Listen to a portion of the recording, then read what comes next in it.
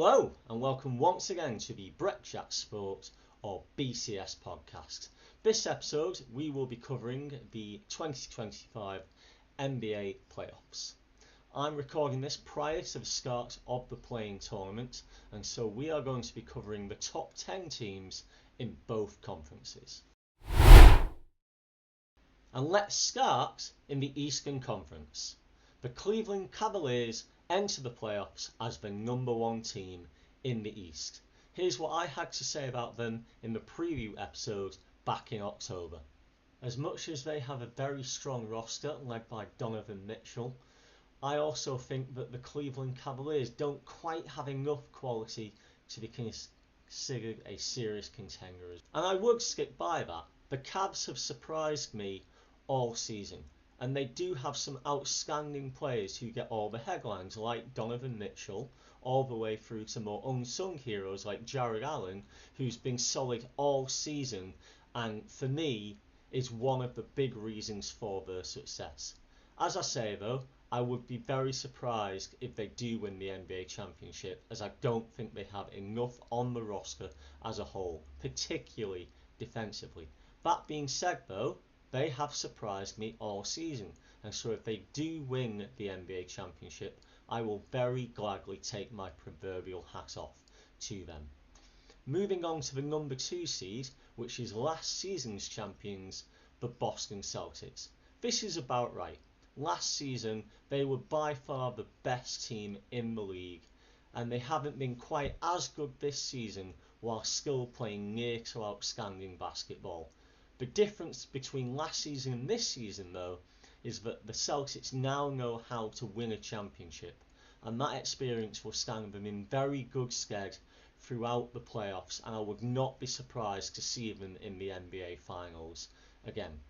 Moving on to the number 3 seed now, the New York Knicks. This is what I had to say about them back in October. The New York Knicks, meanwhile, are coming off a run to the Eastern Conference semi-finals last season and are now going to want to push on. To that end, the trade for Karl-Anthony Towns should be one that enhances the residents of Madison Square Garden, given that they now have two very different options at centre in Cat and Mitchell Robinson that they can deploy as needed depending upon the opposition. In Karl-Anthony Towns, they also continue to have a very good secondary scorer behind Jalen Brunson too. And that has very much turned out to be true. In particular, Karl-Anthony Towns has really stepped up his game since the trade to New York from Minnesota, and he will be very important to the Knicks' playoff chances. I spoke to Knicks fan Ross Worsley recently. Here's what he had to say. This year's gone well. I think can't really expect more from the players we added this year. Towns has been one of our best players, if not the best player. So yeah, definitely excited, and think we'll match up well in the playoffs. And fingers crossed we can make the championship this year. Like, what's your take on Coach Tibbs? Do you reckon he's the right man for the job? Yeah, I think at the moment seems to be a good fit. Last year he got quite a lot out of a team that didn't seem like it was going to be, as good as it was, and he managed to get a lot out of them. They play for each other really well. He obviously works them hard behind the scenes, which people sometimes question, but seems to be working out here at the moment. Ross and I recorded that before the end of the regular season, and so I would add that even though the Knicks have been playing very good basketball this season, when they've come up against the best teams in the league, like the Celtics and the Oklahoma City Thunder, for example, the difference in quality has been very evident to me. I can certainly see them getting to the Eastern Conference semi-finals and maybe even the Eastern Conference Finals, but for me, particularly if they were to face up against the Celtics, that is where their playoff journey would end. That being said, if they were to face the Cavaliers at any point, I could certainly see them winning that series. Moving on, the Indiana Pacers and the Milwaukee Bucks are the 4 and 5 seeds in the playoffs. By their very nature, 4 and 5 seed series do tend to be very close back and forth affairs, and I can certainly see this matchup going to 7 games. I can't call who would win that Pacers-Bucks matchup, but I don't think that they would then progress from the Eastern Conference semi-finals matchup. Meanwhile, the Detroit Pistons go into the playoffs as the number 6 seed in the East. Here is what I had to say about them back in October. The Detroit Pistons have been drafting fantastic young players for the last few years, and at some point this roster has got to coalesce, much like the Orlando Magic roster did last season, and actually start to perform well and win some games and make the playoffs. And even as a Bulls fan, I'm very glad to have been proven right. The Pistons have built their team through the draft and free agency in recent years, and have then added to that with the very astute signing at the trade deadline of Dennis Schroeder to replace the injured Jaden Ivey. It is only right that all of that talent came together and started to win. I can't see them progressing long into the playoffs, but you would certainly hope that they would use this progression that they've had this season as the impetus to keep building next season and beyond.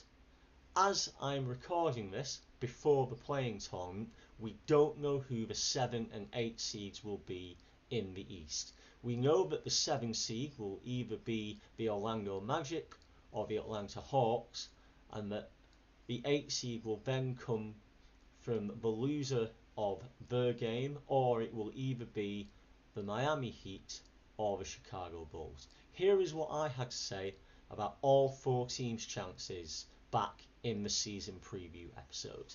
The Orlando Magic have got a very good young roster that last season finally began to coalesce and play well together, winning games along the way and making the playoffs. As the Atlanta Hawks, meanwhile, go into the new season having drafted Zachary Rissache with the first pick in this year's draft, adding to what was already a very talented roster. I fully expect them to make the playoffs given all of the talent that is now on this roster. When I look at this Bulls roster, what I see is, yes, a very young roster, but it is punctuated by the all-star capabilities of Zach LaVine and Nikola Vucevic. Yes, it is a young roster, and yes, it is a very guard-heavy roster, and we have not replaced the rim protection and rebounding abilities of Andre Drummond.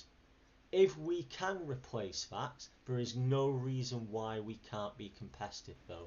When considering the Miami Heat, it has to be said that the core of this roster is the same as the one that made the NBA Finals in 2023.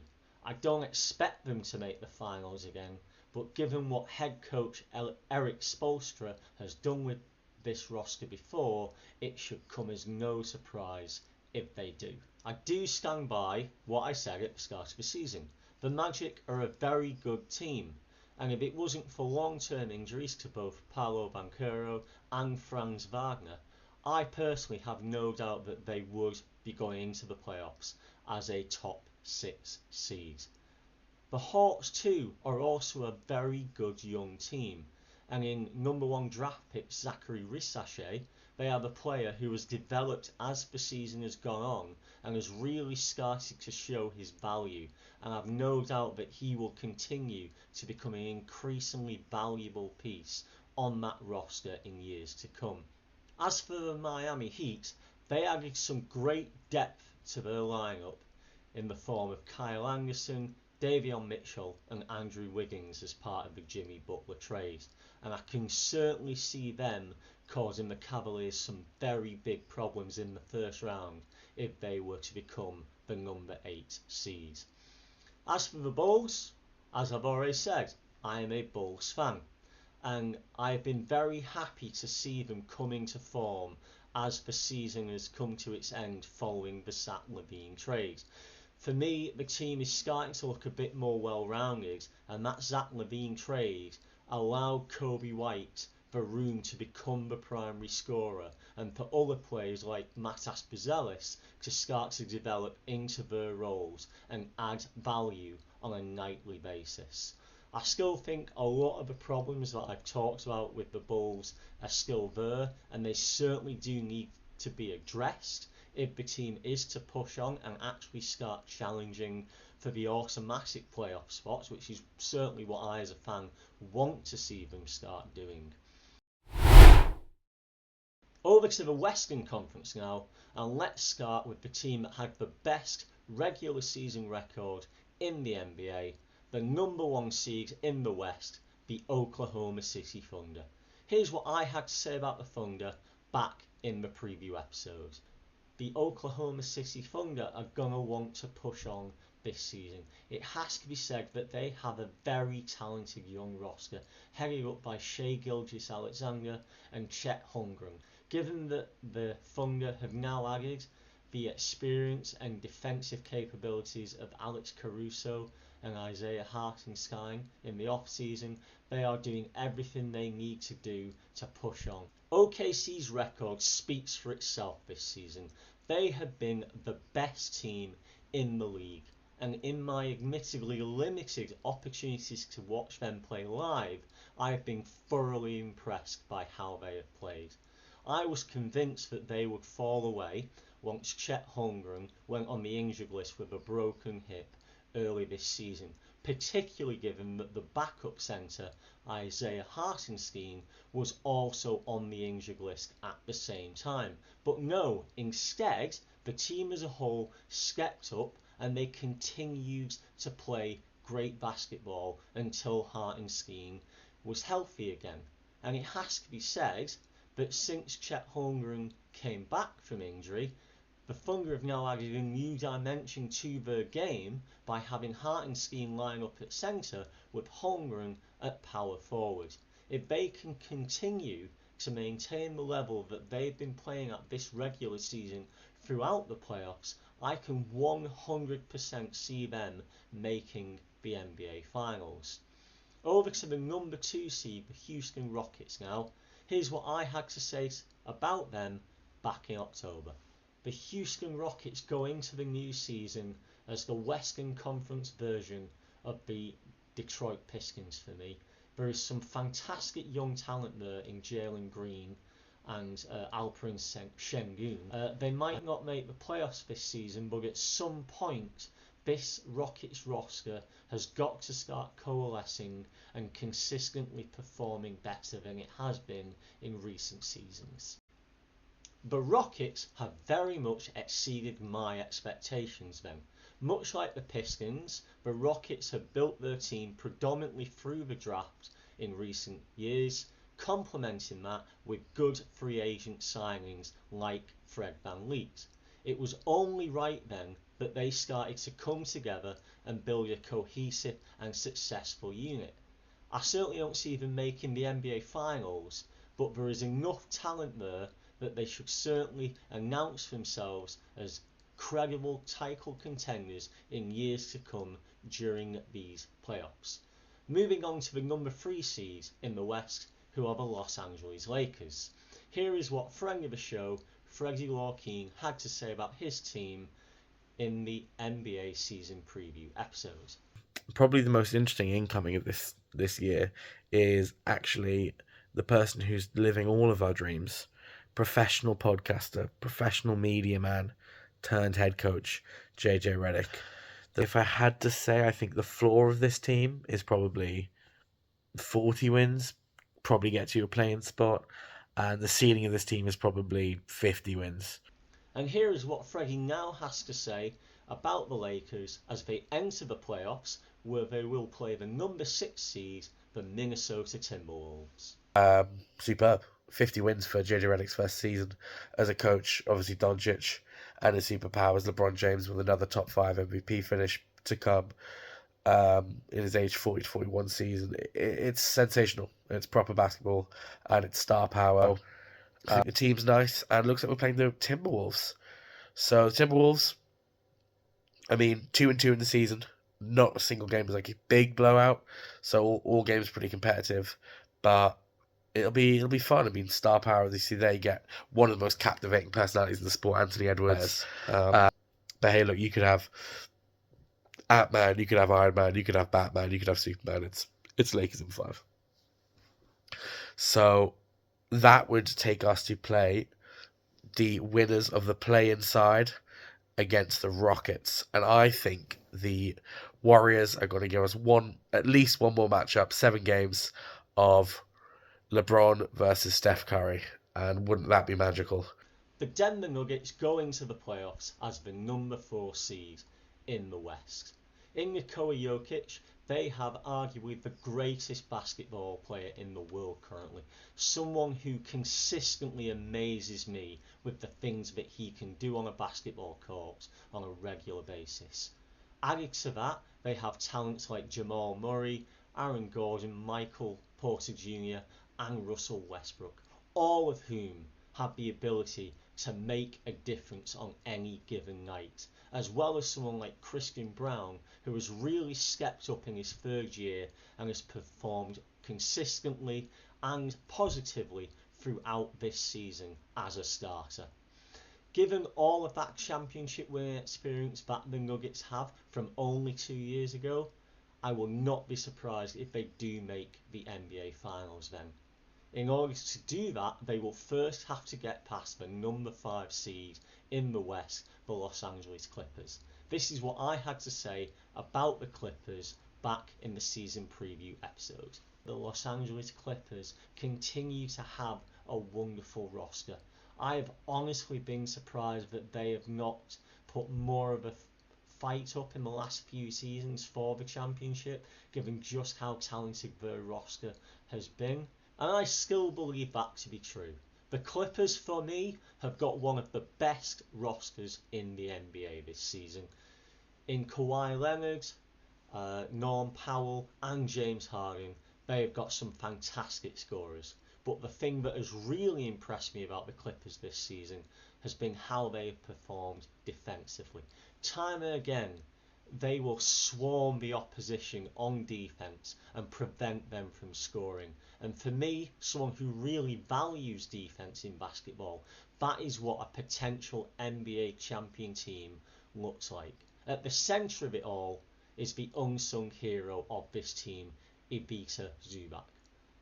If the Clippers are to win the NBA championship, he's going to have to maintain his level throughout the playoffs. For me, the Clippers do not win the NBA championship if he is not performing well. Facing the Lakers in the first round are the number 6 seed, the Minnesota Timberwolves. Here is what I had to say about them back in October. The Minnesota Timberwolves gave a very good account of themselves last season, headed up by the emerging and developing talent of Anthony Edwards. Given that they've now added Julius Randle, who for me is both an upgrade at the power forward position and an absolutely fantastic secondary scorer behind Ant-Man, there is every reason to believe that the Timberwolves could continue to keep pushing on and make serious noise towards becoming potentially champions this season. And here is what Timberwolves fan and Minnesota native Brady Spiess had to say prior to the playoffs. First off, the season kind of went as expected. It was definitely a step back from last year, but obviously losing Karl Anthony Towns, you kind of expect some growing pains fitting the new guys in there, and yeah, that's kind of what happened. Moving into the playoffs, they're a very unpredictable team in terms of we have seen them lose when they have a 20-point lead going into the fourth quarter. We have seen them win with a 20-point deficit in the fourth quarter. So it's going to be a very fun but frustrating playoffs for Wolves fans, I'd say. Obviously, the Lakers are kind of a weird matchup for us. Mostly because they don't really have a pure center who can take on Rudy 1-for-1. And so it's who do the Lakers put on Rudy when they got to defend him, and who does Rudy defend, or how does their defense shake up? So, very interesting matchup. I think they can take the series, but I'm not 100% confident. What I do know is that where Anthony Edwards goes, that's where the team will go. So, postseason Ant could be fun to watch. There is undoubtedly talent on this Timberwolves roster. The trade for Julius Randle and Dante DiVincenzo does seem to have worked out. Anthony Edwards continues to show himself to be this team's superstar. And I've no doubt that the Timberwolves fans are also very happy that someone like Jaden McDaniels, who has primarily been known as a defender, has also stepped up his offensive game for the Timberwolves this season. This for me is not a team that goes to the NBA Finals, but there is certainly a lot of talent there, and I've no doubt that they will cause both the Lakers and any team that they may face in this conference semi-finals a lot of problems in these playoffs. The number 7 and number 8 seeds in the West, the Golden State Warriors and the Memphis Grizzlies, going to the playoff tournament, no doubt feeling slightly unlucky to be there, given only 2 wins separated the number 3 and number 8 seeds in the West. If the Warriors do become the number 7 seeds, I've no doubt that they would cause the Rockets some very serious problems in that first round matchup and could maybe even win that series. The Warriors have really stepped up their game since the All-Star break and the trade for Jimmy Butler. That Butler trade was done to give Steph Curry and Draymond Green the best possible chance they would have of winning one last championship together. And if playoff Jimmy does indeed turn up for the Warriors this postseason, there's no telling what he, Steph's talent and some momentum could help the Warriors to achieve. The Warriors and Grizzlies will be joined in the playoff tournament by the 9 and 10 seeds, the Dallas Mavericks and the Sacramento Kings.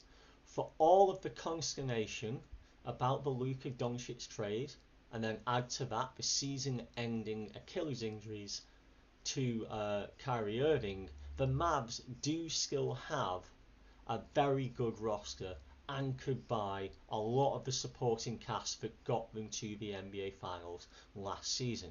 Anthony Davis, Daniel Gafford and Derek Lively are now all back from injury, and they're surrounded by the likes of Klay Thompson, PJ Washington and Max Christie.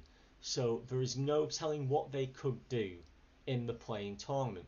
I've no doubt that they very well could surprise us. Who knows?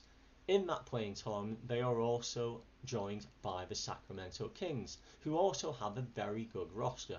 In particular, the Mavericks are going to have to be very mindful that Zach LaVine does seem to have now settled in very well with the Kings following his trade from the Chicago Bulls, and he's been putting up some very strong scoring numbers in the last few games as he is geared up for the playoffs. It promises to be a fantastic postseason then, and I've no doubt that there will definitely be some surprises along the way. If I was to be asked a prediction, as I said earlier in this episode, the Thunder have been the best team this season, and I've been particularly impressed by 2 things. One, they've defended as a team, and because of that, they've been excellent defensively this season. And 2, behind their primary scorer and superstar, Shai Gilgeous-Alexander, they have had guys like Jalen Williams, Isaiah Joe and Aaron Wiggins, all of whom have individually stepped up on any given night to help that team get over the line. In addition to that, someone like the backup point guard, Cason Wallace, who has averaged nearly 2 steals a game as a backup, has low-key been consistently good for them all season, and you need guys like that on a roster if you are to win an NBA championship. My prediction then would be that the NBA Finals will be between the Boston Celtics and the Oklahoma City Thunder, and what a fantastic matchup between 2 excellent teams that would be. That brings an end to this 2025 NBA Playoffs Preview edition of the BCS Podcast. As always, thank you so much for joining me, and I certainly do hope to see you again next time. Bye bye now. The BCS Podcast is written, produced, edited and hosted by me, Brett Walker. Thank you to Boris Anderoff and Pixabay for the use of the music and sound effects in this podcast. This episode features contributions from Freddie Law-Keen, Brady Spiess and Ross Worsley.